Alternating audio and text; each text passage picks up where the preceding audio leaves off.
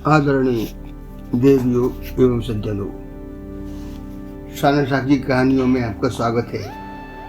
आज मैं आपको 154वां संस्करण सुनाने जा रहा हूँ। भक्ति से ओतप्रोत शबरी माता के जीवन से प्रेरणा लेने हेतु उनके संदर्भ में कुछ प्रकाश डालने का प्रयास भर कर रहा हूँ। उक्त संकलन पूज्य गुरु की ही प्रेरणा से संभव हुआ, अतः उनकी मधुर स्मृति में विनम्रतापूर्वक प्रसिद्ध है। शुक्राना गुरु जी।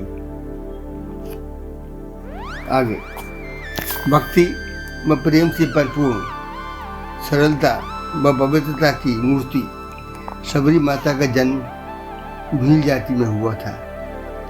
परिवार में भोले भाले पशु पक्षियों की हत्या देखकर वह स्वयं उठती थी। उनको लहू लुहान देखकर वो अपनी आंखें बंद कर लेती थी। चिंता, शोक और क्लेश से उसके दिन बीतते रहे। वो अब नवयौवन संपन्न युवती बन चुकी थी। विवाह की तैयारी हो गई। पति वीर था, एक बाण से दो पक्षियों को मार लेता तथा तेज से तेज दौड़ता हुआ हिरन उसकी आंखों के सामने से नहीं बच सकता था। प्रशंसा शबरी ने भी सुनी। एक दिन शबरी ने देखा कि एक कमरे में पिता ने बहुत सारे पशु बंद किए हुए थे। शबरी ने माता से पूछा कि इतने पशु कमरे में क्यों बंद किए हुए हैं। प्रत्युत्तर में माँ ने कहा कि कल तुम्हारी शादी वीर शिकार में निपुण योग से करने वाले हैं, अतः मेहमानों की खातिरदारी हेतु इतनी व्यवस्था तुम्हारे पिता द्वारा की गई है। जिसे सुनकर शबरी सहन गई कि मेरे कारण इतने निरीह पशुओं का वध होगा, अतः भगवान से प्रार्थना करने लगी। प्रार्थना करते करते रात अधिक हो गई। शबरी ने अपना कर्तव्य निश्चित कर लिया। अर्धरात्रि का समय था। सर्वत्र नीरवता छा रही थी। शबरी चुपके से दबे पांव घर से निकल पड़ी और घने जंगलों में जाकर विलीन हो गई। कटीले रास्ते, नदी, वन और पर्वतों का उसे भान नहीं था। वह भागती चली जा रही थी अनिश्चित स्थान की ओर। केवल यही ध्यान था कि अपने माँ बाप के हाथ न आ जाऊं। हिंसा से बचकर आजीवन ब्रह्मचारिणी रहकर ईश्वर भजन ही करूं। भागी में भूख प्यास तन मन की भी सुध नहीं थी। 2 दिन बाद वह पंपा सरोवर पर पहुंच चुकी थी। वो थक गई थी। प्रातः हो चला था। उसी समय स्नानार्थ होने आए मतंग ऋषि की चर्चा उसे सुनी। वो शिष्यों से कह रहे थे, पवित्र जीवन के बिना परमात्मा को कोई भी नहीं प्राप्त कर सकता। अतः मनसा वाचा कर्मणा पवित्रता का पालन करो। पवित्र भोजन, पवित्र वस्त्र और अपना प्रत्येक व्यवहार पवित्र होने दो। जीव मात्र पर दया और भगवान नाम में अनुरक्त का सदा ध्यान रखो। तभी विश्व की प्रत्येक वस्तु में उन्हें देख सकोगे। यही सच्चा धर्म है। जाति कुल बाधा से धर्म सदा मुक्त है। उसी समय मतंग ऋषि की चर्चा शबरी ने भी सुनी। महर्षि के दर्शन से अद्भुत प्रभाव उसके मन पर पड़ा था। अपूर्व शांति का उसे आज अनुभव हुआ। वहीं रहने का उसने निश्चय कर लिया। महर्षि और उनके शिष्यगण चले गए थे। व्यक्ति की ओर से ऋषि के समस्त उपदेश आदेश सुन लिए थे उसने, पर उसके रहने से ऋषियों के तत्व में विघ्न पड़ेगा। इस विचार से उसने अपने रहने के लिए आश्रम से दूर एक छोटी सी कुटिया बना ली। उसने समझ लिया था कि भगवान के प्राणाधार उनके भक्त होते हैं। भक्तों की कृपा हो जाने पर भगवत दर्शन निश्चय ही हो जाएंगे। वह एक पहर रात्रि रहते ही ऋषियों की कुटियों के आसपास की भूमि तथा पंपासर की ओर जाने वाले मार्ग पर झाड़ू लगा देती। एक कंकड़ी भी किसी महर्षि या उनके भक्तों के चरणों में चुभ न जाए, इसलिए वह बार बार झाड़ू लगाती और वह जल छिड़क कर सुगंधित पुष्प डाल देती। कुटिया के द्वार पर सूखी लकड़ियों का ढेर लगाती, जिससे समता लाने के लिए मुनिजनों को किसी प्रकार का कष्ट न उठाना पड़े। सबरी का यह नित्य का काम था। मुनि लोग चकित थे। गुप्त रीति से यह सेवा कार्य कौन कर जाता है? ऋषिगण को समझ नहीं पा रहे थे। शिष्यों ने पहरा दिया, सबरी पकड़ दी गई, मतंग ऋषि के सामने उपस्थित कर दिया उसे। सबरी कांप रही थी, बोलने का साहस नहीं था। मतंग ऋषि ने उसे देखा, उनके मुंह से निकल गया, भगवत भक्ति में जाति बाधा नहीं डाल सकती। सबरी परम भगवत भक्त है। शिष्यगण एक दूसरे का मुंह ताकने लगे। मतंग ऋषि ने सबरी से कहा, तुम मेरी कुटिया के पास ही रह जाओ, मैं कुटिया की व्यवस्था कर देता हूँ। सबरी के नेत्रों से प्रेम आंसू बहने लगे। दंडवत पृथ्वी पर लेट गई। अब वह तपोवन में महर्षि की सेवा खुलकर कर सकेगी। मतंग ऋषि पर अन्य ऋषिगण कुपित हो गई। अनादिका चेष्टा की है महर्षि ने, वे मर्यादा को उल्लंघन कर रहे हैं।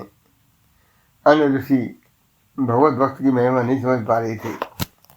एक दिन सबरी ध्यान मग्न जा रही थी, उसे ऋषि का ध्यान नहीं था। ऋषि से स्पर्श होने का तथा नाराज होने का भी भान नहीं था।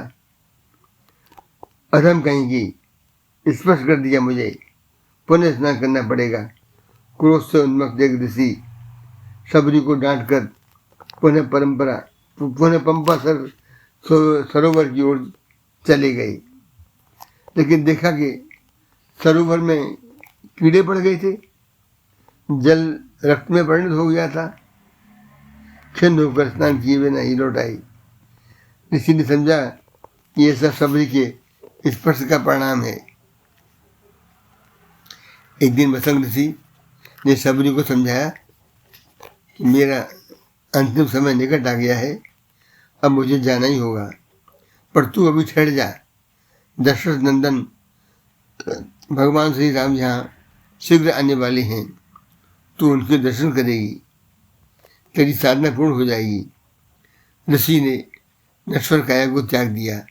सबरी चिल्ला पड़ी, मेरे आधार आप ही हैं, आपके बिना मैं कहीं की भी नहीं रहूँगी। महर्षि की वाणी सत्य होगी ही, भगवान दंड कारण में बधारेंगे, मुझे दर्शन मिलेगा। सबरी यह सोच सोच कर आनंदित रहने लगी। पत्ते की खड़खड़ाहट से भी वह चौंक जाती थी, कहीं भगवान आ तो नहीं गए। वह प्रतिदिन मार्ग साफ करके मीलों तक भगवान की बाट जोहती रहती थी। ऋषियों का निश्चय था कि भगवान पहले उनकी यहाँ बधारेंगे। एक दिन भगवान आई और आते ही सबरी की कुटिया का पता पूछने लगे।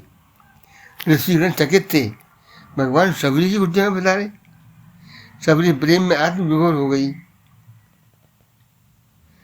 वाणी उसकी अवरुद्ध हो गई थी। चरणों को पकड़कर भगवान की ओर टकटकी लगाकर देखने और आंसू बहाने के अतिरिक्त वह और कुछ नहीं कर पा रही थी। बड़ी कठिनता से आर्द्रपाद्य देने के बाद सबरी ने कहा, प्रभु आपके लिए एकत्र किए हुए फल मूल आदि रखे हैं और चुने हुए मीठे मीठे बेरों को चखकर प्रतिदिन भगवान के लिए रखती थी। उन बेरों को ले आई। बड़ी प्रेम से देने लगी। भगवान आनंद पूर्वक खाने लगे। भगवान को उन बेरों में इतना अधिक स्वाद और आनंद का अनुभव हो रहा था, जैसे प्रेम में जननी कौशल्या जी उन्हें भोजन करा रही हूँ।